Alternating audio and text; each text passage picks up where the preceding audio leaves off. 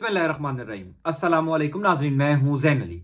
नाज़रीन आज 19 मार्च है और दिन है मंगल का। देखिए ये बात तो खैर पहले दिन से तय थी कि ये जो धांधली के सबूत मंजर आम पर आ रहे हैं, ये जो इलेक्शन कमीशन ऑफ पाकिस्तान ने फॉर्म 45 में बलंडर मारा है, ये जो इलेक्शन कमीशन ऑफ पाकिस्तान ने फॉर्म 45 में तब्दीलियां की हैं, ये ज्यादा देर तक नहीं छुपनी। आज नहीं तो कल ये तब्दीलियां पकड़ी जाएंगी। आज नहीं तो कल इलेक्शन कमीशन ऑफ पाकिस्तान का ये बलंडर बेनकाब हो जाएगा। कब तक अदालतें इलेक्शन कमीशन ऑफ पाकिस्तान की इन दो नंबरियों को कवर करेंगी, कब तक अदालतें नून लीग की सीटें बचाएंगी, ये नामुमकिन बात है। हामिद मीर समेत कई सहाफी पहले दिन से ये बात कर रहे थे कि जिस दिन पूरे मुल्क के फॉर्म 45 खुल गए, नून लीग के पास सिर्फ 17 सीटें रह जाएंगी। और अब फॉर्म 45 खुलना शुरू हो चुके हैं। फॉर्म 45 के मुताबिक इंतखाबी नताइज के फैसले आना शुरू हो चुके हैं। सुप्रीम कोर्ट ऑफ पाकिस्तान ने इलेक्शन में धांधली के खिलाफ पहला बड़ा फैसला दे दिया है। हल्का NA 130 नवाज शरीफ साहब का लाहौर वाला हल्का, क्या नवाज शरीफ से ये सीट वापस ली जा रही है?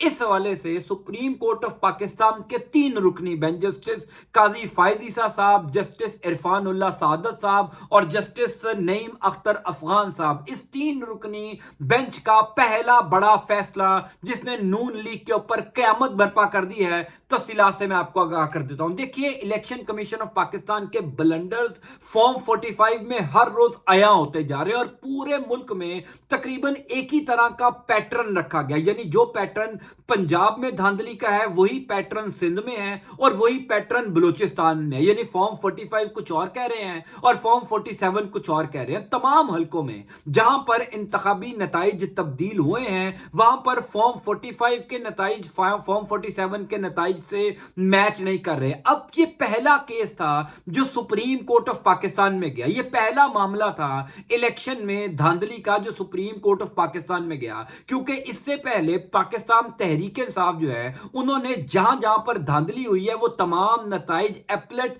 ट्रिब्यूनल्स के अंदर चैलेंज किए हैं। लाहौर हाई कोर्ट में, इस्लामाबाद हाई कोर्ट में और मुल्क की दीगर अदालतों में चैलेंज किया। सुप्रीम कोर्ट ऑफ पाकिस्तान ने अभी तक तहरीक इंसाफ ने इलेक्शन में धांधली के खिलाफ कोई ना तो दरखास्त दी है ना ही कोई पिटीशन की है। सो ये पहला मामला था जो सुप्रीम कोर्ट ऑफ पाकिस्तान के अंदर गया और अब ये प्रेसिडेंट सेट हो गया है। अब इस पहले फैसले ने ये बता दिया कि नून लीग की सीटें जा रही हैं। वो हामिद मीर की बात 100% दुरुस्त साबित होती हुई नजर आ रही है कि फॉर्म 45 जिस दिन खुल गए, वो आज खुल जाए या कल खुल जाए, वो जिस दिन खुल जाएंगे नून लीग के लिए क्यामत बर्पा हो जाएगी। पहले हल्के का फॉर्म 45 खुल गया। बलूचिस्तान का हल्का है PB50 किला अब्दुल्ला। ये PB50 बलूचिस्तान का वो हल्का है जहां पर ANP के जुमरुक खान थे और JUIF यानी जमीयत उलमा इस्लाम मौलाना फजलुर रहमान साहब के मलिक नवाज थे। बुनियादी तौर पर फॉर्म 45 के मुताबिक इस हल्के में ANP के जीते थे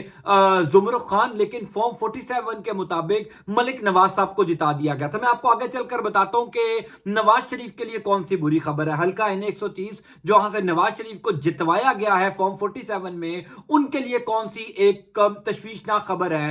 लेकिन यहां पर ये जो पहले मैं आपको ये बलूचिस्तान वाले हल्के की तफसील बता देता हूं। जो सुप्रीम कोर्ट ऑफ पाकिस्तान का फैसला है, बलूचिस्तान के इस हल्के के अंदर जो है वो सुप्रीम कोर्ट ऑफ पाकिस्तान में ये मामला गया। गो के एपलेट ट्रिब्यूनल ने, इलेक्शन कमीशन ऑफ पाकिस्तान ने इस हल्के में जुमरुक खान को जो है वो उनको हरवा दिया था।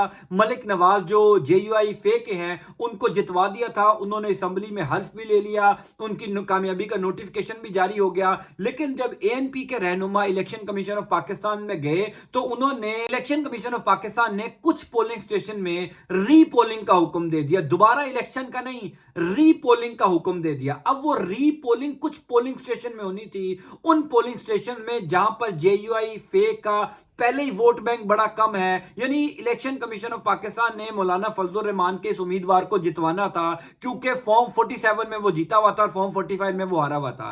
जो ANP के रहनुमा है जुमरुक खान साहब, वो चले गए थे supreme court of Pakistan. Supreme court of Pakistan ने 3 रुकनी बेंच बनाया और सुप्रीम कोर्ट ऑफ पाकिस्तान ने पहली समाअत में ही इलेक्शन कमीशन ऑफ पाकिस्तान का यह फैसला कि कुछ पोलिंग स्टेशन के अंदर रीपोलिंग होगी, इस फैसले को कलअदम करार दिया। इस नोटिफिकेशन नोटिफिकेशन को कलअदम करार दिया और पूरे हलके के अंदर दोबारा इलेक्शन करवाने का हुक्म दिया। यह अब तक का सबसे बड़ा फैसला इसलिए है क्योंकि यह इंतखाबात में धांधली के खिलाफ पहली दरख्वास्त सुप्रीम कोर्ट ऑफ पाकिस्तान में गई है। मैं अक्सर एक बात करता हूं कि बेशक पाकिस्तान तहरीक इंसाफ के जो वोटर्स हैं, सपोर्टर्स हैं, या जो कारकुनान हैं, या जो आम लोग हैं तहरीक इंसाफ को जो सपोर्ट करते हैं, वो सुप्रीम कोर्ट ऑफ पाकिस्तान से ज्यादा पुरुम्मीद नहीं है। उनको नहीं लगता कि supreme court of Pakistan election में धांधली के खिलाफ कोई एक्शन लेगी। मैं भी आपकी बात से मुत्तफिक हूं, लेकिन मैं अक्सर ये बात करता हूं कि जब जजेस खुद फंस जाते हैं, कई मौके ऐसे आते हैं कि जजेस को निकलने का रास्ता ही नहीं मिलता। यानी वो आपने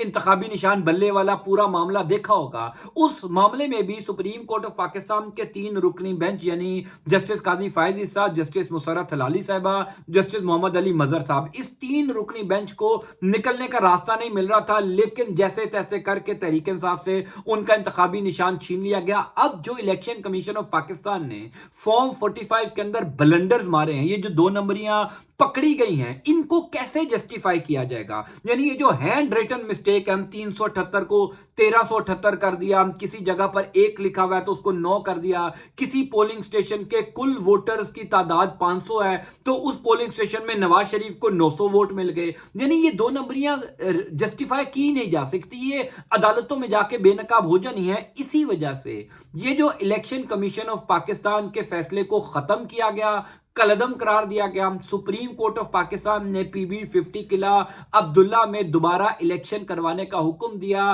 कमोबेश यही मामला तो पूरे मुल्क में है। यानी अब अगर सुप्रीम कोर्ट ऑफ पाकिस्तान में चले जाते हैं अहमद अवैस साहब जो यास्मीन राशिद साहिबा के वकील हैं, या सलमान अकरम राजा साहब जो खुद अपनी वकालत कर रहे हैं, जो ओन चौधरी के मुकाबले में जीते हैं, इसी तरीके से और जो पाकिस्तान तहरीक इंसाफ के जीते हुए उम्मीदवार हैं जिनको फॉर्म 47 में हरवाया गया, वो सुप्रीम कोर्ट ऑफ पाकिस्तान में चले जाते हैं और कुछ नहीं कहते। वो अपने फॉर्म 45 सुप्रीम कोर्ट को दिखाते हैं और इसी केस का, जिसका फैसला अब आया गया है पीबी 50 का, इस केस का हवाला दे देते हैं कि जनाब बलूचिस्तान में आपने दोबारा इलेक्शन करवाने का हुक्म दिया था और इलेक्शन कमीशन ऑफ पाकिस्तान को अपने इस फैसले में सुप्रीम कोर्ट ऑफ पाकिस्तान ने यह तंबीह की है कि हर सूरत में फ्री एंड फेयर इलेक्शन हो, पूरा अमला उस इलेक्शन की निगरानी करे, बाकायदा तौर पर ट्रांसपेरेंट इलेक्शन हो, तमाम तर फरीकैन जो उस हल्के के उम्मीदवार हैं उनका मुत्तफिक होना जरूरी है।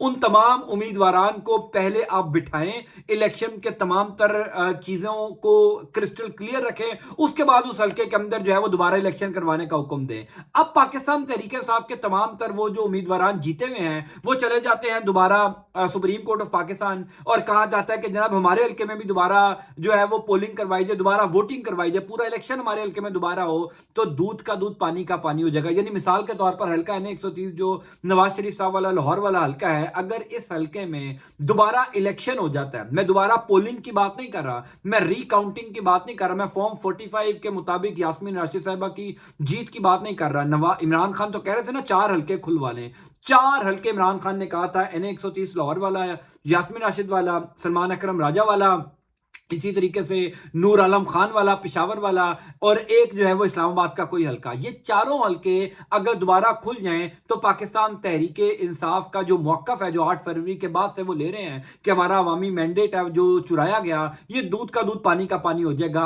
अब सुप्रीम कोर्ट ऑफ पाकिस्तान ने चूंकि एक डिसीजन दे दिया है, चूंकि सुप्रीम कोर्ट ऑफ पाकिस्तान के 3 रुकनी बेंच ने कह दिया कि जहां पर फॉर्म 45 और फॉर्म 47 दोनों नताइज में तब्दीली होगी, दोनों नताइज एक दूसरे से मैच नहीं कर रहे होंगे, उस हल्के के अंदर दोबारा इलेक्शन होगा। तो supreme court of Pakistan Lahore वाले हल्के में भी दोबारा इलेक्शन का हुक्म दे। अगर लाहौर में दोबारा इलेक्शन होता है, मैं आपको गारंटी से कह सकता हूं यास्मीन राशिद साहबा जीत जाएंगी, क्योंकि फिर वो election supreme court of Pakistan की जेर निगरानी होगा।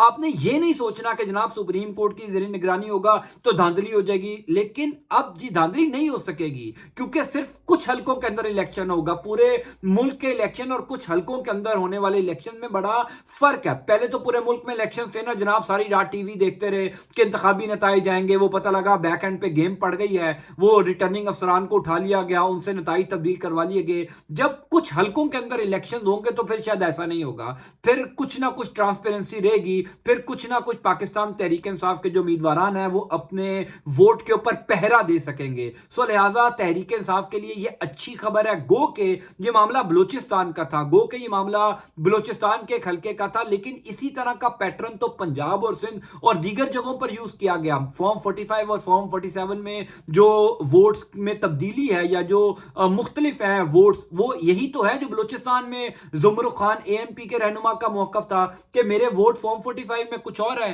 फॉर्म 47 में कुछ और है। हाँ, यहां पर एएनपी के इस रहनुमा को यह क्रेडिट जरूर जाता है कि इन्होंने सुप्रीम कोर्ट ऑफ पाकिस्तान में अपने तमाम तर फॉर्म 45 प्रेजेंट किए और साबित किया कि मेरे फॉर्म 45 ठीक है, मेरे मुखालिफ उम्मीदवार के फॉर्म 45 2 नंबर। और पाकिस्तान तहरीक इंसाफ भी तो यही कह रही है, यानी तहरीक इंसाफ फॉर्म 45 चीख चीख कर गला फाड़ फाड़ कर दिखा रही है नवाज शरीफ, ओन चौधरी, पाकिस्तान मुस्लिम लीग नून के दीगर लोग जो हैं वो क्यों अपने फॉर्म 45 नहीं दिखा रहे। सिर्फ इसी मुद्दे के ऊपर तहरीक इंसाफ के हक में सुप्रीम कोर्ट ऑफ पाकिस्तान से फैसला आ सकता है कि हमारे फॉर्म 45 तो ये हैं, इनके फॉर्म 45 कहां पर हैं। इलेक्शन कमीशन ऑफ पाकिस्तान की जो अपनी 2 नंबरियां हैं, इलेक्शन कमीशन ऑफ पाकिस्तान का जो अपना ब्लंडर है वो इनको फंसाता जा रहा है। अब सुप्रीम कोर्ट ऑफ पाकिस्तान का ये पहला फैसला आ जाने के बाद क्या तहरीक इंसाफ कोई दरखास्त सुप्रीम कोर्ट में जमा करवाएगी, क्या कोई पिटीशन जमा करवाएगी। और हम सब जानते हैं कि सुप्रीम कोर्ट अगर कोई फैसला दे दे तो वो बाकायदा तौर पर एज रेफरेंस यूज होता है। तो अब जो ये फैसला बलूचिस्तान के हल्का पीबी 50 का आ गया है, ये आइंदा आने वाले केसेस में जो एपलेट ट्रिब्यूनल में भी होंगे या जो सुप्रीम कोर्ट ऑफ पाकिस्तान में होंगे, इस फैसले को एज रेफरेंस यूज किया जाएगा, जो पाकिस्तान तहरीक इंसाफ के लिए बड़ा अच्छा है। मैं आपको इस हवाले से इंशाल्लाह ताला अपडेट करता जाऊंगा। अल्लाह ताला आपका आपके खाना कामयाब नासिर हो। अंटिल नेक्स्ट टाइम, अल्लाह हाफिज।